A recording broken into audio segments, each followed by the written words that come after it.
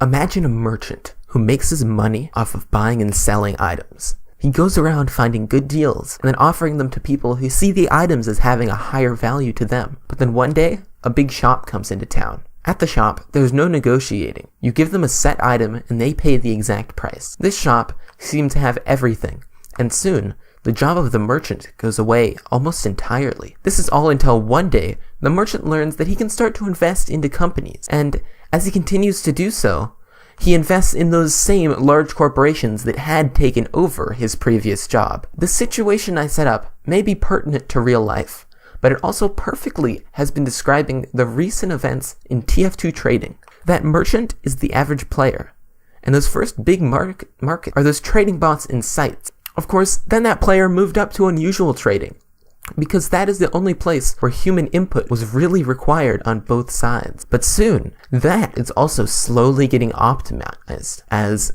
sites slowly make their way into having bots to also sell unusuals. What I'm trying to say is that this is the natural progression for a system like Tf2 trading, but is it good progression? Well, these bots are convenient and easy to use, allowing you to get whatever items you need instantly at a small markup. They also allow you to sell those same items back. This is how these bots make a profit, selling for slightly more than they buy. Simple business. The fact that these bots are so simple and easy to use basically undercuts everyone else. Of course, that undercutting may not be so bad. Everyone gets their items, and you would never really even need to worry about trading anymore once you do. The real problem rears its ugly head when you try to make a profit, because that, especially in the lower tiers, is nearly impossible, because the ones making all the sales and all the profits are these bots. These few big sites and bots that get richer and richer, while everything else stagnates. This stagnation of everything leading to a rich and powerful few,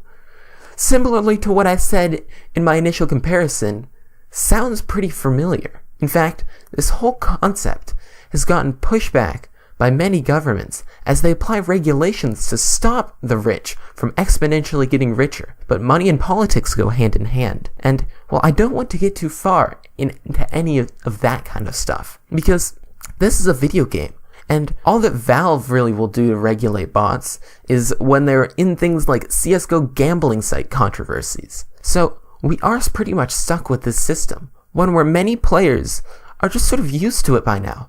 But is it really a good system? I'm sorry if this video sounded nostalgic, as if I were trying to look back to good old days of Tf2 trading, and as if the modernization and trading system are bad, but that system, those bots, sites like scrap.tf, were what allowed me to initially get my first few hats, and what drive prices down to help keep things the best for the simple consumer. Yet, I still want to pose the question, and just sort of say, if you could, would you want to turn back time to the point where all of those trading series on YouTube really blew up, being able to go from scrap to unusuals? Or would you prefer this, where you can easily get pretty much any hat that you want off of websites? I personally kinda miss the old days, but objectively, I'm not sure.